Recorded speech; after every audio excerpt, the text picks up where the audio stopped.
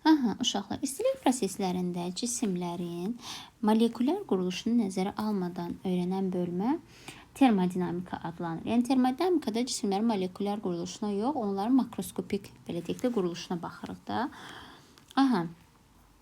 İstilik prosesləri nəyə deyilir? İstilik prosesləri cisimlərin, yəni maddələrin ya temperaturlar dəyişir, ya aqreqat halda elə temperaturun dəyişməsi hesabına baş verir də. Aqreqat halı dəyişir, temperaturu dəyişirsə biz buna deyirik istilik prosesi. Tam olaraq buna aqreqat hal dəyişəndə istilik dəyişmir, maddənin temperaturu dəyişmir. Bəzi maddələrin dəyişə bilər, indi bəzilərinin dəyişmir. Məsələn, su əriyəndə, ərimə, bərkimə proseslərində cisimlərin deyirik daxili enerjisi dəyişmir. Daha doğrusu temperaturu dəyişmir. Məsələn, su 0 dərəcədə əriyir. Suya buza nə qədər temperatur verirsən ver, 0 dərəcədə o dayanır ta əriyənə kimi. Sən buzun temperaturunu 0-dan artıra bilmərsən. Ta o əriyib bitənə kimi sonra olur su, sonra başlayır temperatur artmağa. Uşaqlar, enerjinin bir cisimdən başqa bir cismə iş görmədən ötürülməsi adlanır istilik vermə. İstilik vermənin 3 növü var. İstilik keçirmə. Qoy belə yazaq. Ekran fırlamasını dayandırım. Birinci istilik keçirmədir. İstilik keçirmə. İstilik keçirmə nədir? Enerjinin cisimlərin toxunan səthlərindən və yaxud da cismin bir hissəsindən digər hissəsinə deməli necə ötürülməsi? Cismin soyuq, yəni daha doğrusu isti, yəni çox qızmış hissəsindən az qızmış hissəsinə ötürülməsidir. Yadınızda saxlayın, normalda temperatur istidən soyuğa gedir. Yəni soyuqdan istiyə enerji getmir. İstidən soyuğa gedir. Təbii ki, bu normaldadır. Yəni süni yaradılmayan haldadır. Temperaturun cismin və yaxud da cismin çox qızmış hissəsindən az qızmış hissəsinə keçirilməsidir. Və yaxud da isti cisimdən soyuq cismə enerjinin ötürülməsidir. Məsələn, bir əlviz istidir, bir əlviz soyuqdur. Üst-üstə qoysanız o soyuq əlvizlə başlayacaq qızmağa. Və yaxud da məsələn peç istidir və yaxud da radiator istidir. Gedin əlvizi ora tutun, oradan sizə enerji gəlir, əlviz isinir. Bu olur istilik keçirmə. İkinci adlanır konveksiya. Konveksiya enerjinin burada maddə daşınması baş vermir. Maddə daşınmır. Yəni biz istilik keçirmədə əgər əlimizi qızdırırıqsa, isti əlimizdən soyuq əlimizə, peçdən əlimizə istilik gəlirsə, oradan başqa bir maddə gəlmir. Sadəcə enerjinin istilik gəlir, başqa heç nə. Amma konveksiya nədir? Enerjinin maye və qaz axını ilə ötürülməsidir. Məsələn, otaqlarda görürük biz aşağı hissə soyuq olur, yuxarı hissə isti olur. Niyə? Çünki konveksiya nəticəsində maddə qızır və qızmış maddə yuxarıya qalxır, soyuq maddə aşağıya düşür. Yəni yuxarıya doğru bir enerji daşınır. Suyun qaynaması da buna əsaslanır.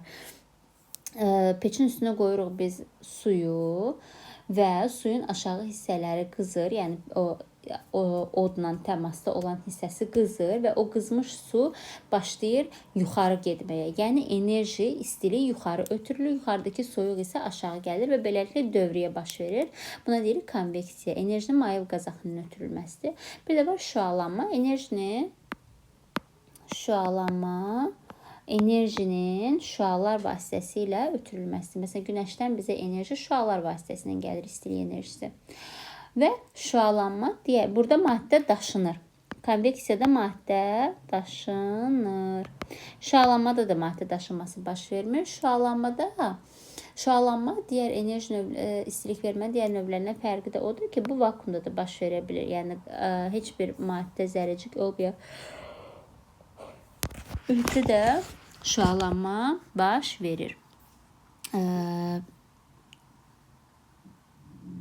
Yaxşı. Şüalanma baş verir.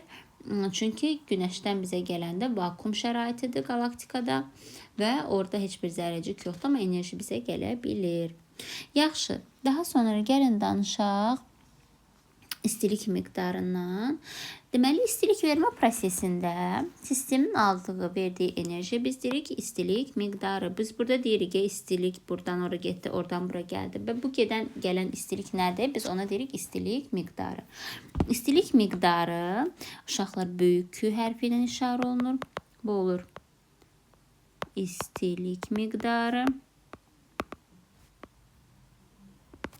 Aha, istilik miqdarı Q hərfinin işarə olunur. Vahidi isə 1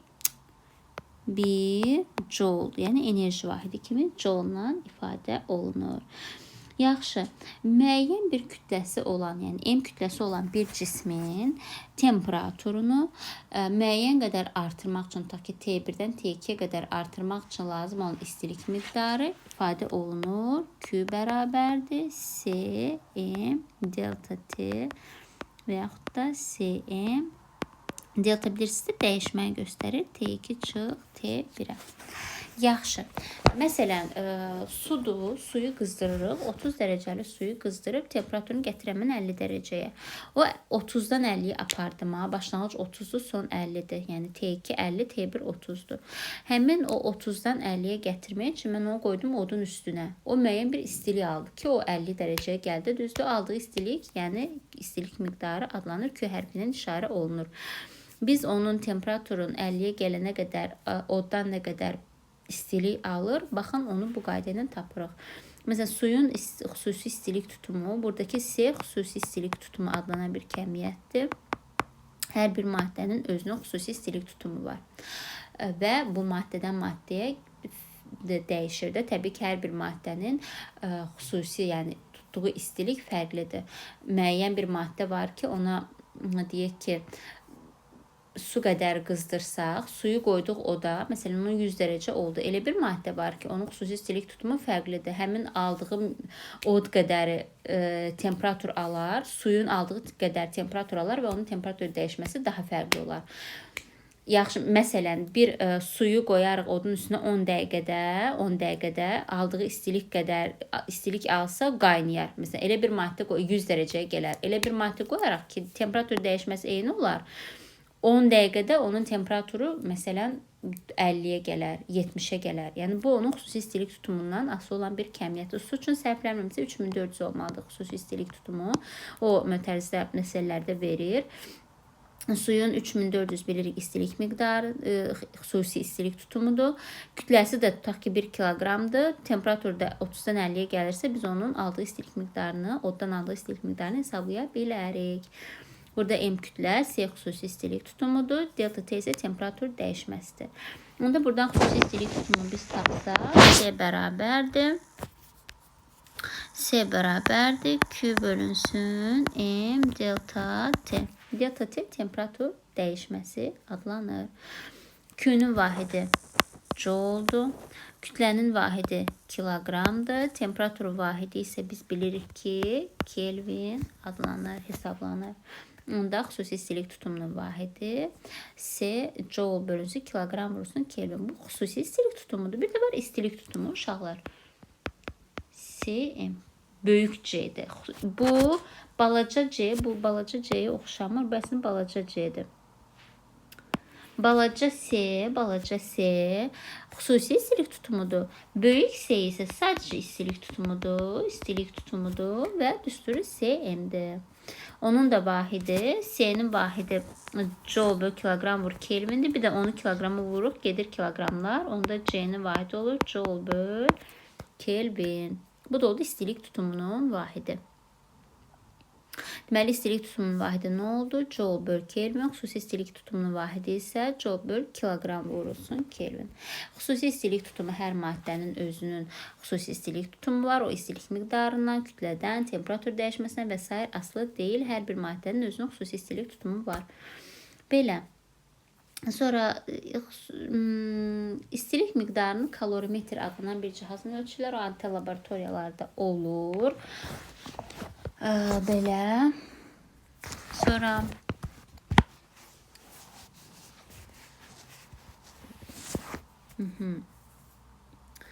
Yaxşı.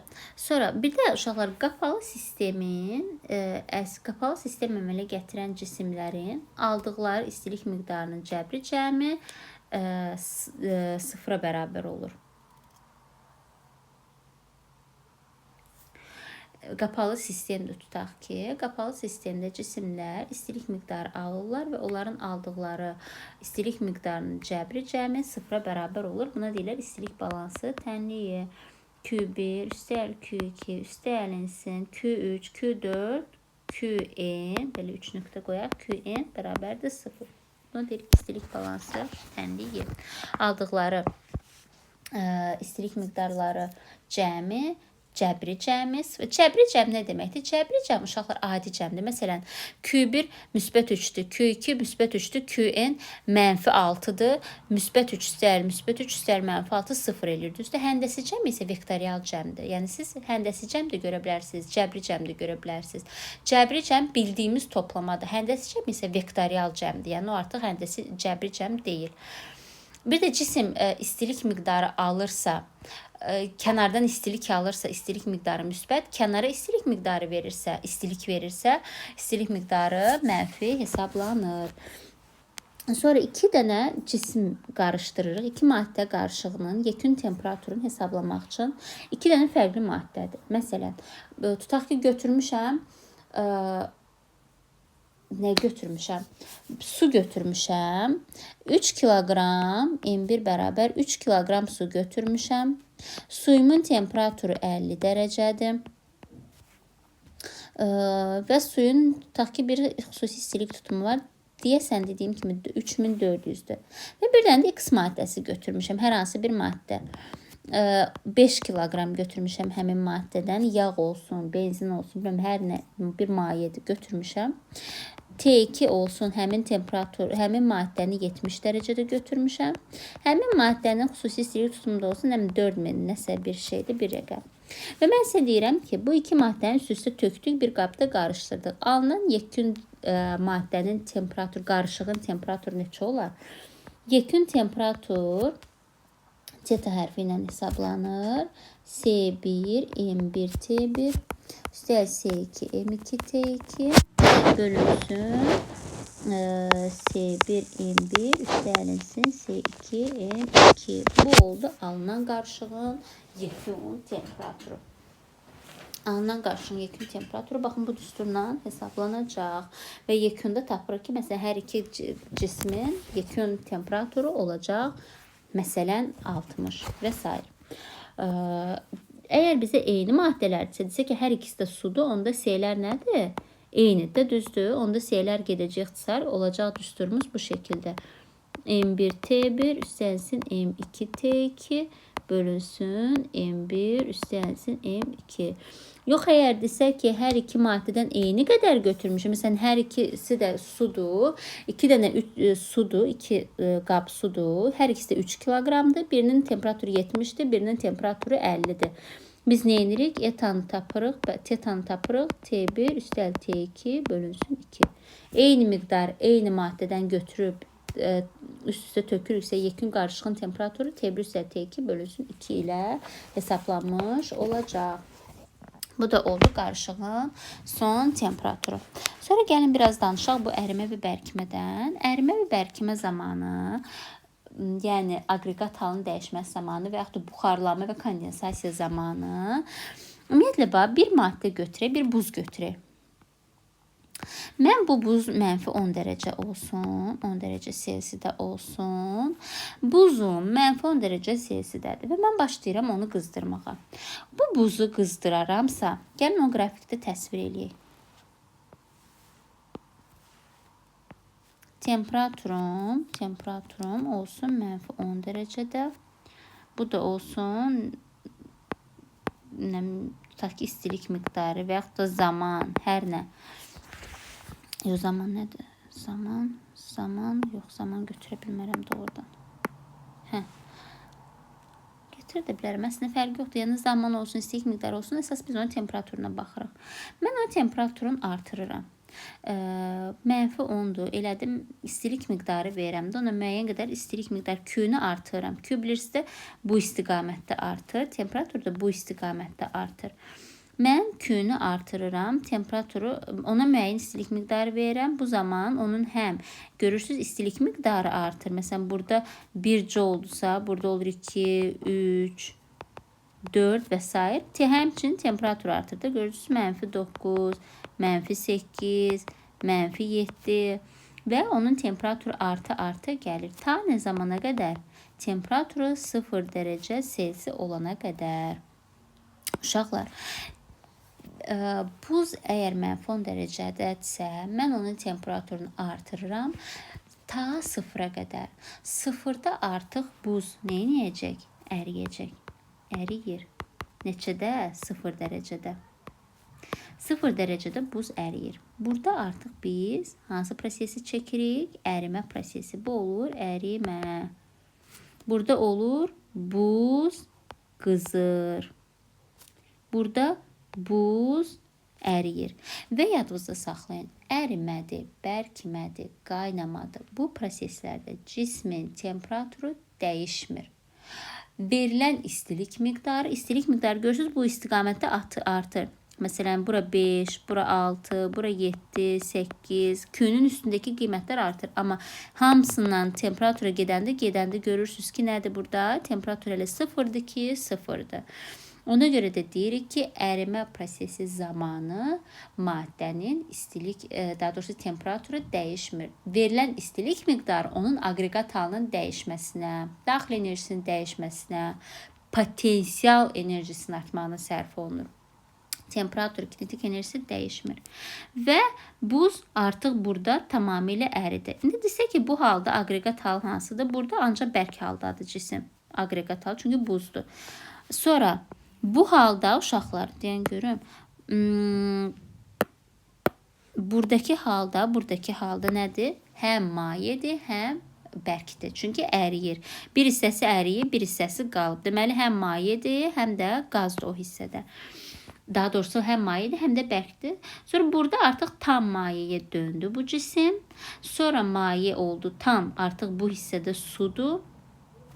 Sonra su neyinir? Başlayır. Suyu yenə də temperatur artırdıqca müəyyən istilik miqdarı verir. Artıq su başlayır. Nə eləməyə? Uşaqlar, qızmağa. Burada olur su qızır. Nə zamana qədər? Ta 100 dərəcəyə qədər su qızır. Su 100 dərəcədə qızdı. 100 dərəcədə başlayır qaynamağa. Qaynamaqdan sonra biz onun temperaturun istilik miqdarı veririk. İstilik miqdarı versək də o temperaturun dəyişmir. Hələ 100-dür ki, 100-dür. Burada artıq neyinir o? Qaynayır. Qaynayanda da cismin temperaturu dəyişməyəcək. O qaynayacaq. Vəssalam. Qaynadıqca onun temperaturu dəyişmir. Qaynayır. Nə zamana qədər? Maddə tamamilə buxar halına gələnə qədər. Deməli, buradakı maddə həm mayedir, həm də qaz halındadır. Çünki qaynayır. Həm mayesi var, həm də buxarı olmuş olacaq. Vəssalam. Bu da rahatdır. Deməli, aqreqat hallarda, yəni 0-da, 100-də aqreqat halını dəyişəndə cisim nə eləmir? Uşaqlar, temperaturun dəyişmir. Sonra və sizə məsələlərdə məsələn desək ki, ya burada temperaturu burada 10-dan 0-a dəyişdi. Bu zaman biz onun ətrafı məsələn aldığı istilik miqdarı. Əgər cisim qızırsa, o istilik miqdarı alır, soyursa ətrafı istilik miqdarı verir də, düzdür? İndi bu cisim qızırsa, deməli o istilik ala qızır da, düzdür? İndi bunun aldığı istilik miqdarını hesablayaq. Bu olsun qrafikin bir hissəsi. Bu olsun qrafikin biraz tüntlə yazım. Bu olsun qrafikin bir hissəsi, bu olsun 2, bu hissəsi olsun 3, bu hissəsi olsun 4. Gəlin də onun aldığı istilik miqdarını hesablayaq. Gəlin birdə. Birdə buz qızır, düzdür? Buz qızanda onun istilik miqdarını belə hesablayırıq. C, M, delta, T. Delta T'nin yerinə yazaq, T2 çıx T1. T2 neçədir? 0-dır. T1 neçədir? -10-dur. 0-dan -10-u tapırsınız. Kütləsi nə qədərsə onu qoyursunuz. Buzun xüsusi istilik tutumu nə qədərsə onu qoyub C1-i tapırsınız. İndi keçdik 2 hissəsinə. 2 hissəsində biz delta T ilə hesablasaq, burada da temperatur 0-dır, burada da temperatur 0-dır. Temperatur dəyişməsi nə olacaq burada? 0 olacaq. Çünki temperatur dəyişmir. Əriyirsə temperaturu 0-dır. Dəyişmir. Onda burada belə istilik miqdarı almır. Əlbəttə ki, alır. Biz əriyən və bərkiyən zaman istilik miqdarı cisim nə qədər alır onu hesablamaq üçün biz hesablayırıq lambda M düsturu ilə. Lambda M düsturuna. Lambda uşaqlar xüsusi ərimə istiliyi adlanır. Lambda M. Biz əriyən və yaxud da bərkiyən maddənin aldığı və yaxud da verdiyi istilik miqdarını hesablayanda xüsusi ərimə istiliyindən istifadə edirik. Lambda M-dən hesablanmış olacaq. Lambda xüsusi ərimə istiliyidir. Xüsusi ərimə istiliyi. Bu ifadə isə ərimə istiliyi deyirik biz. Ərimə istiliyi. Yəni bu cismin əriməsi üçün lambda M qədər istilik lazımdır. Məsələn, 3 kiloqramlıq buzun əriməsi üçün ona 3 vurulsun lambda qədəri istilik lazımdır ki, biz o istiliyi ona verək ki, o ərisin.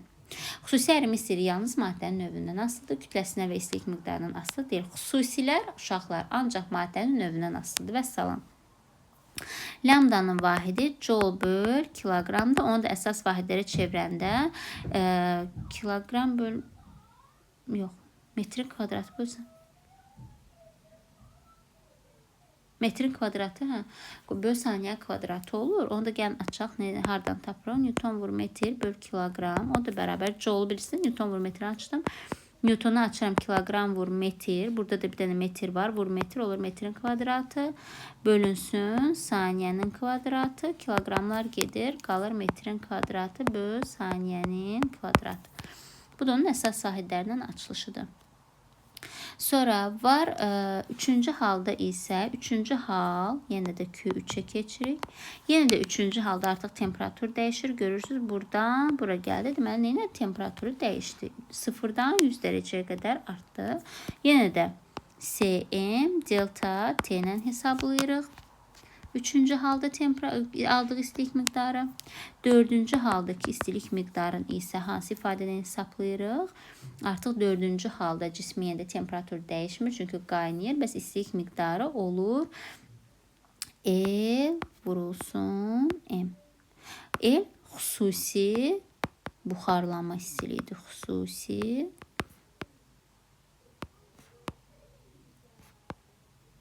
buxarlanma istiliyi. Lambda M. Yenə də L'in vahidi Q böl M olduğuna görə joule böl kiloqram. Əsas vahidlərin isə metr böl saniyənin kvadratı. Yazısı saxlayın uşaqlar. Bir dənə xüsusi yanma istiliyi var. Onu da deyəcəm sizə Q bərabər Q böl M-dir. Bu görürsünüz, yenə də Q də bərabərdir Q böl M. Yenə də vahidi metrin kvadratı böl saniyənin kvadratı olacaq. Yadınızda saxlayın. Xüsusi buxarlanma istiliyi, xüsusi ərimə istiliyi, xüsusi yanma istiliyi. Bu yanacağın yanması üçün lazım olan istilik miqdarıdır bu. Və buradakı Q isə yanacağın xüsusi yanma istiliyidir. Bunların hər üçünün də vahidi joule böl kiloqram, beynəlxalq sistemdə isə metrin kvadratı böl saniyənin kvadratıdır. Hər üçünün də. Xüsusi istilik tutumunda bir dənə fərqlidir. Bu digər üçünün vahidləri eynidir. Yaxşı, nə deyirdim mən? Deməli, qrafikdən bildiniz ki, 1 və 3 hissəsini, yəni temperatur dəyişməsi zamanı istilik miqdarı Cm delta T-nə hesablanır. Amma ərimə, bərkimə və yaxud da qaynama zamanı isə istilik miqdarı ərimə zamanı Q bərabərdir lambda M, qaynama zamanı isə L M-lə hesablanmış olacaq. Buxarlanırsa ətraf istilik verir. Kondensasiya etdirsə ətrafdan istilik alır və yaxud da buxarlanırsa istilik alır, kondensasiya eləyirsə istilik verir, əriyirsə istilik alır, soyursa ətrafa istilik vermiş olur bir cisim. Bir də yanacaq, dedim mən yanacağın yanma istiliyi QM'dir, xüsusi yanma istiliyi Q'dir. İki yanacaq qarışığının xüsusi yanma istiliyini hesablayanda Q1 M1 üstəlsin Q2 M2 bölünsün M1 üstəlsin M2 düsturu ilə hesablamış oluruq. Bu da belə. Bu da oldu istilik miqdarı haqqında. Səslər gəlirsə, bilmirəm, qonşuda hal-hazırda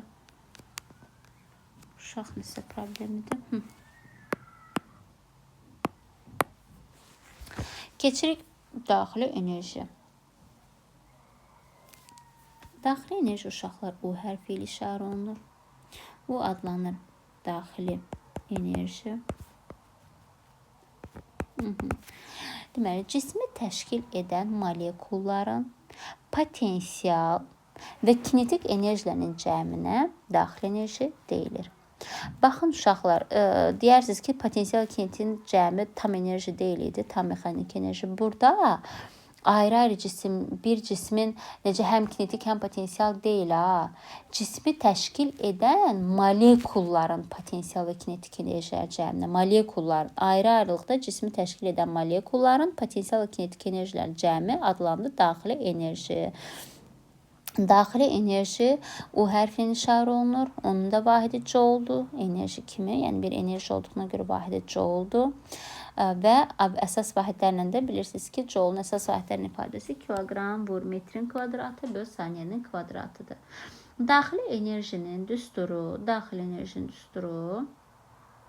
biz təbii ki, bir atomlu qazdan danışırıq, real qazlardan danışmırıq. Bir atomlu qaz molekullardan deyil də atomlardan təşkil olunan qazlara deyilir uşaqlar. Helium, neon, argon, deyəsəm ksenon, kripton bunlar da ona aid olmalıdır. Bunlar təsirsiz qazlardır. Təsirsiz qazlar bir atomlu qazlardır.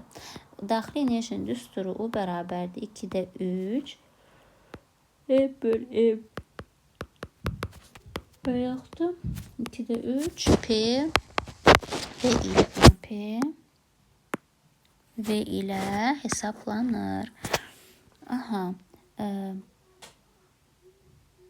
Uşaqlar, deməli, əgər sistemin kütləsi sabitdirsə cismin və izotermik prosesdirsə, daxili enerjinin dəyişməsi sabit qalacaq. Dəyişməsi deyə bu. Daxili enerjinin dəyişməsi sabit qalacaq.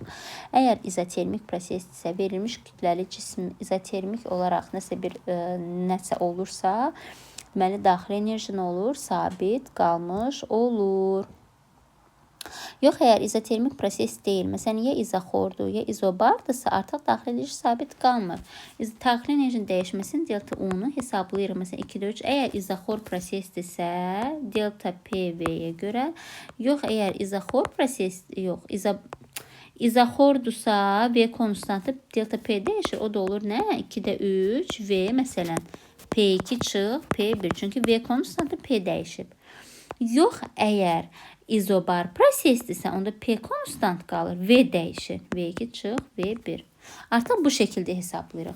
Amma T konstantsa, daxili enerji dəyişməsi sabitdir, dəyişmir. Amma izoxar və izobar proseslərdə daxili enerji dəyişəcək və bu şəkildə dəyişəcək. İzoxorda V sabit qalır, P2 çıx, P1. İzobarda P sabit qalır, V2 çıx, V1 ilə hesablamış oluruq. Yaxşı. İzotermik prosesdə isə daxili enerji sabit qalır, yəni dəyişmir.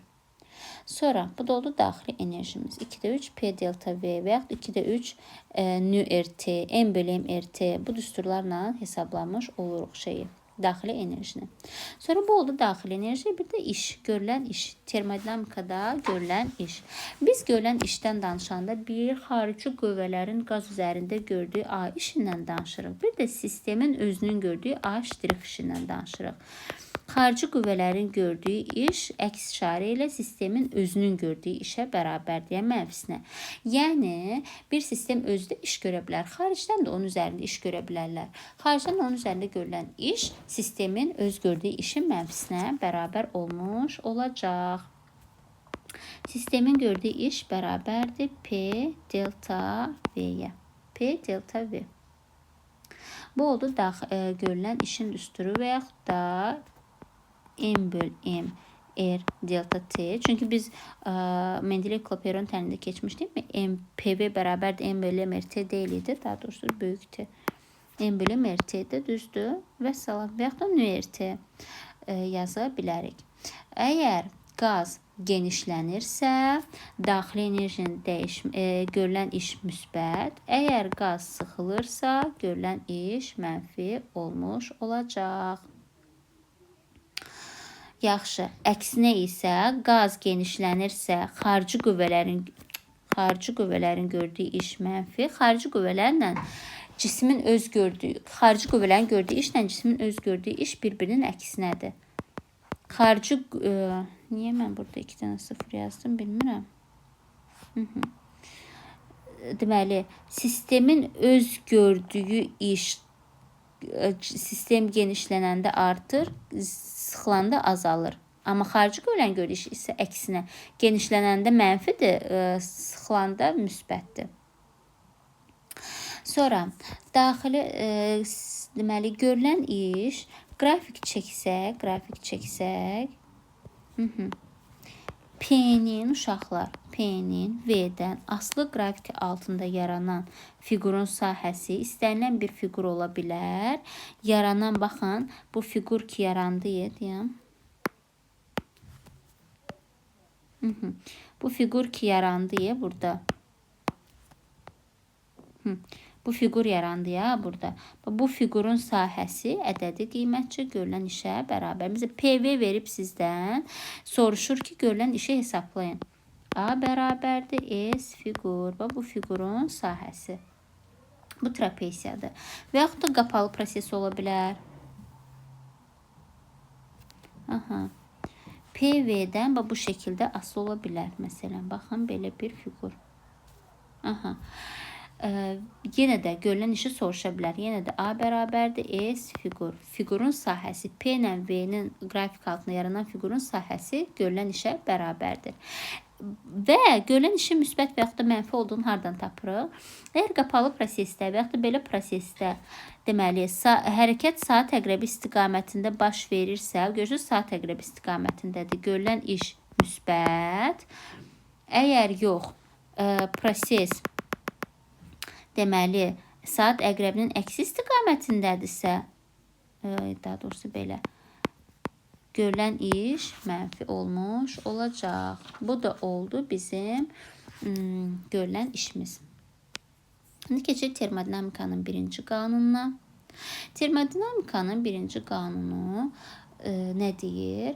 Deyir ki, sistem bir haldan başqa hala keçdikdə onun daxili enerjisinin dəyişməsi, yəni daxili enerjinin dəyişməsi, delta U, söhbət daxili enerjinin özündən yuxarı dəyişməsindən gedir.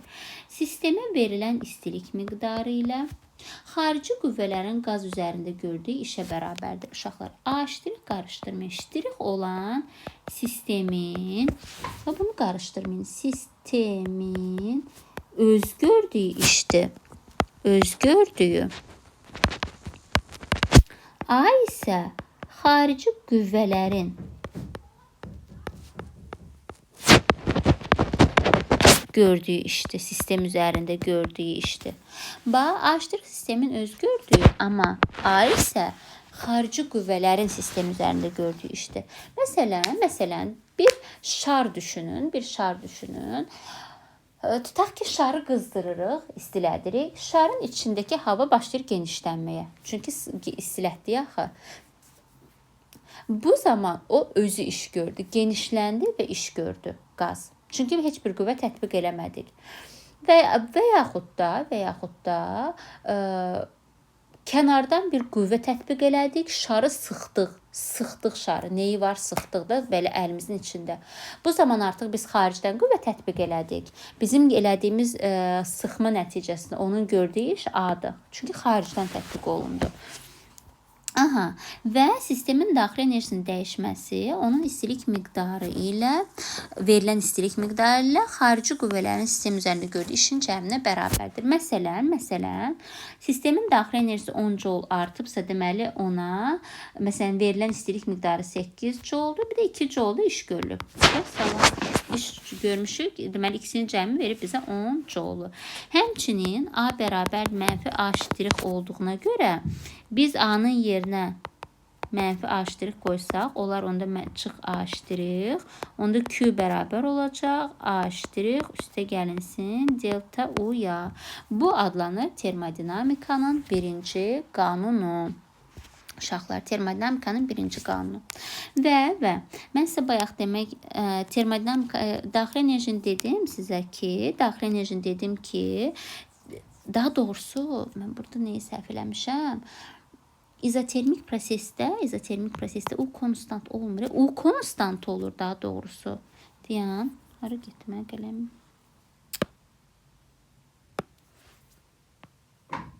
U konstant deyəm. Bunu sileyim. U konstant olur uşaqlar. U sabit qalır. Deməli U sabit qalmaq nə deməkdir? Delta U konstant olur. Delta U sabitdir. Vəssalam. Daxili enerji özü sabitdir izotermik prosesdə. Deməli, gəlin indi bir başlayaq burada deməyə.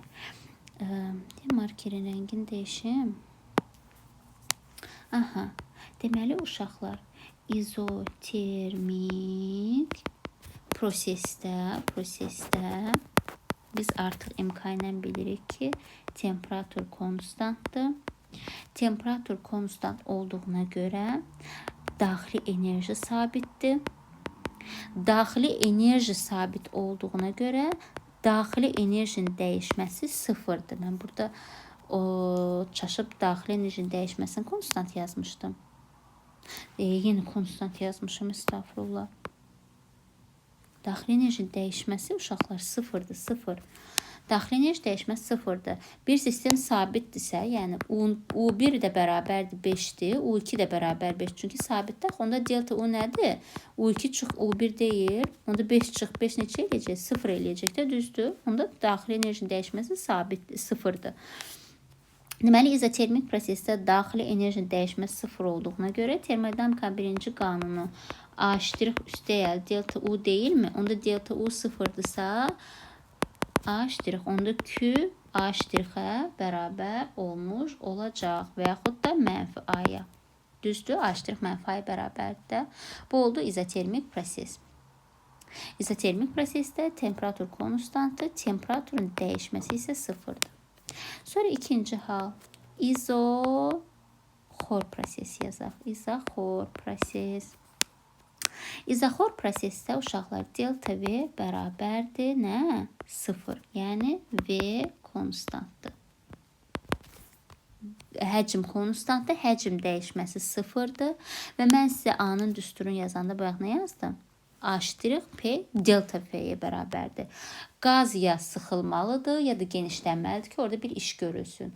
Əgər qaz nə sıxılır, nə genişlənirsə, deməli orada iş görülmür. Yəni A' bərabərdir P delta V olduğuna görə, delta V də sıfır olduğuna görə izoxor prosesdə görülən iş sıfırdır. İzotermik prosesdə daxili enerji sıfır deyil, daxili enerjinin dəyişməsi sıfırdır. Amma izoxor prosesdə görülən iş sıfırdır. Vəssalam, görülən iş sıfıra bərabərdir. Onda Q delta U'ya bərabər olmuş olacaq. Çünki A sıfırdır. Yəni üstəgəl A', A' sıfır olduğuna görə delta U'ya bərabər. Q delta U. Bu da oldu izoxor proses. İzoxor prosesdə A' da sıfırdır. Xarici qüvvələrin gördüyü iş də sıfırdır. İndi gəl üçüncü prosesə baxaq. Üçüncü proses uşaqlar olur izobar proses. İzobar prosesdə biz bilirik ki, artıq P konstantdır. P konstantdır. Aha. P-dən asılı olan heç biri yoxdur ki, yəni mən deyim ki, P konstantdır, filan kəmiyyət sıfırdır. Yox. A-nın düsturunu biz bilirik ki, P delta V'dir. Delta V həcmin dəyişməsindən asılıdır. Təzyiqin dəyişməsindən asılı deyil ki, təzyiqin özündən asılıdır. P konstantdırsa, daha doğrusu A' yazaq da burada. P delta V'dir. U isə nədir? Və yaxud da biz işin düsturu üçün həm də nu R delta T yazmışıq da, düzdür? U isə daxili enerji isə, daxili enerji dəyişməsi isə Daxili enerjinin dəyişməsi isə uşaqlar 2-də 3 P delta V-də deyə bilərik. Və yaxud da 2-də 3 nü R delta T-də deyə bilərik. Bu da oldu daxili enerjinin dəyişməsi. Və yəni izobar prosesdə həm daxili enerji var, yəni verilən istilik miqdarı həm daxili enerjinin dəyişməsi, həm də görülən işə sərf olunur. Q də bərabərdir, yəni termodinamika birinci qanunu. A' üstənsin delta U.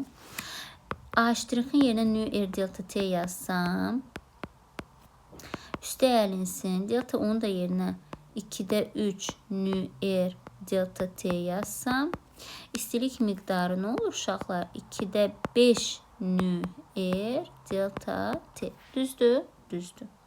Onda Q izobar prosesdə 2-də 5 nü R delta T'ye bərabər olmuş olacaq. İndi burada nəyə diqqət eləyin? Bura baxın uşaqlar.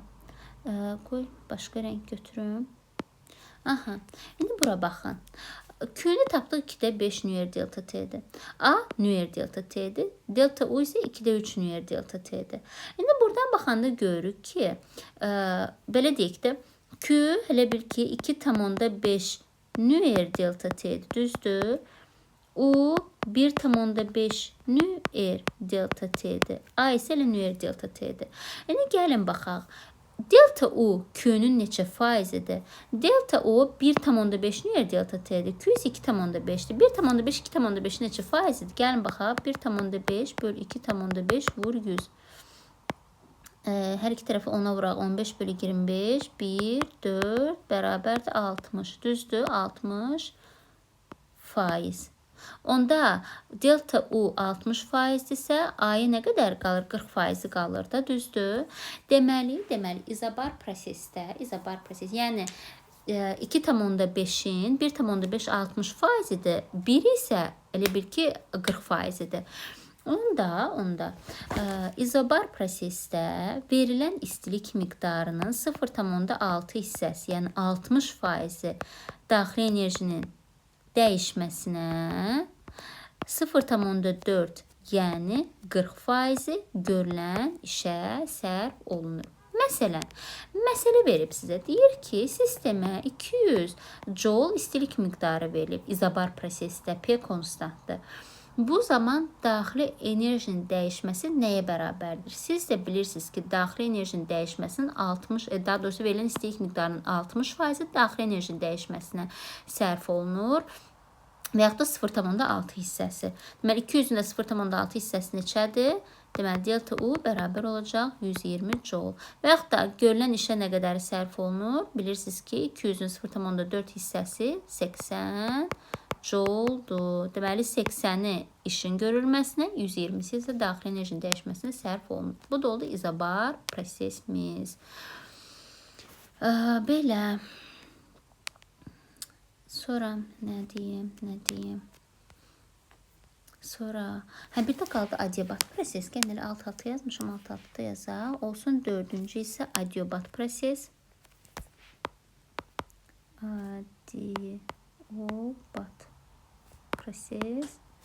Adiabat prosesdə uşaqlar Q 0'dır. Yəni, adiabat prosesdə kənardan istilikdən təcrid olunmuş bir sistemdir. Yəni, kənardan bu sistem nə istilik alır, nə istilik verir. Ancaq özü öz hesabına elə bir ki, dolanan bir sistemdir bu sistem. Bu sistemdə nə baş verir?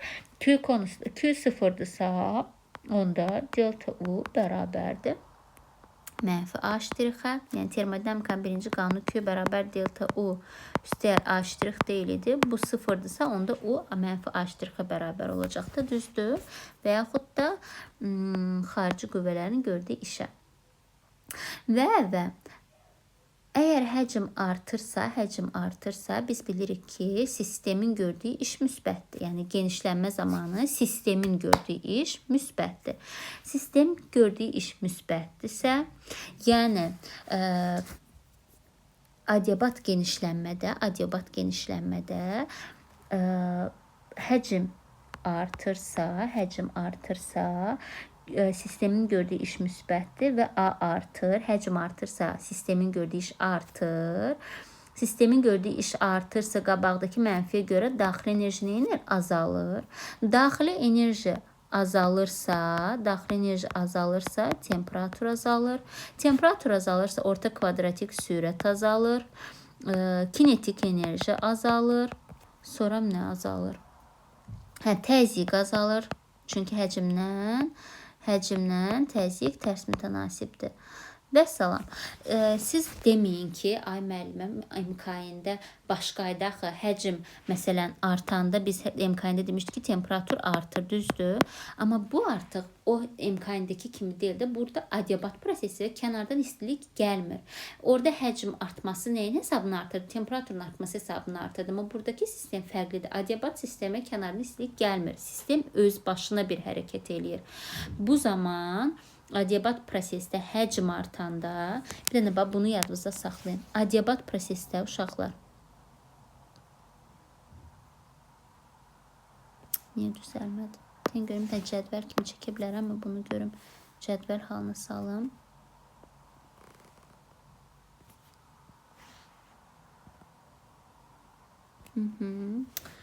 Çox qəşəng cədvəl oldu.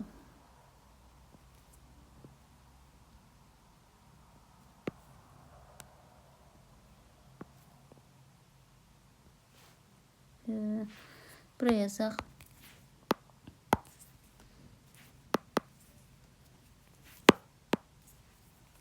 Buraya yazaq adiabat proses. Sonra nə yazım bura? Həcm artırsa, deyin görüm. Necə yaza bilər ki, rahat yadda qalsın. Adiabat prosesdə tutaq ki, həcm artırsa, qalan hər şey azalır. U azalır. T azalır. V azalır. YK azalır. P azalır. Adiabat prosesdə V azalırsa, qalan hər şey artır. Delta U artır. T artır. V, yəni orta kvadratik sürət artır. Kinetik enerji artır. Təzyiq artır. Yəni bu şəkildə cədvəl kimi eləyə bilərik də. İndi cədvəl daha səliqəli eləmək olar, amma indi belə ağlıma gəldi də. Deməli, adiabat prosesdə həcm artırsa, yerdə qalan ağlıza gələcək bütün kəmiyyətlər azalır. Həcm azalırsa, yerdə qalan bütün kəmiyyətlər artmış olacaq. Bu da oldu adiabat proses. Adiabat prosesdə həcmlə digər hamısı bir-birindən tərs asılıdır. Həcm və digər bütün hamısı. Bu da belə. Bir də ki, uşaqlar, adiabat prosesdə, məsələn, deyirik biz izobar prosesdə P ilə V yox, izotermik prosesdə P ilə V bir-birindən tərs asılıdır. Adiabat prosesdə də P ilə V bir-birindən tərs asılıdır. Amma ki, adiabat prosesdə eyni qədər, belə deyək də, eyni prosesdə sıxılanda, deyək ki, qaz sıxılanda, onun temperaturu izotermik prosesi yox, onun təzyiqi izotermik prosesdəkinə nisbətən daha sürətlə artır. Sıxılanda azalır, genişlənəndə artır. O qrafiki o qədər dərinliyinə qədər verməzlər sizə. Amma ki, onu bir dənə yadınıza saxlayın ki, adiabat prosesdə izotermikə nisbətən təzyiq daha sürətlə artır, daha sürətlə azalır. Yəni, sıxılanda daha sürətlə artır, genişlənəndə daha sürətlə azalır. İzotermiyə nisbətən. Adiabatda təzyiq izotermiyə nisbətən daha sürətlə hərəkət eləyir. Sürətli artır, sürətli azalır. Vəssalam. Bu qədər.